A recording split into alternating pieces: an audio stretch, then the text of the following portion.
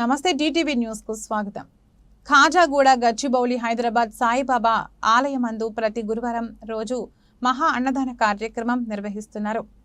భక్తులు 2 వారాలు ముందుగానే ఫలానా రోజు మేము అన్నదానం చేస్తామని ఆలయ కమిటీ చైర్మన్ వెంకట నరసింహమూర్తి గారి దగ్గర బుక్ చేసుకోవడం జరుగుతుంది.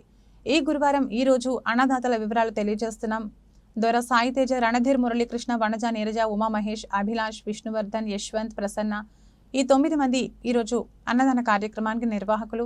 ఈ విషయంపై చైర్మన్ వెంకట నరసింహమూర్తి తెలియజేశారు.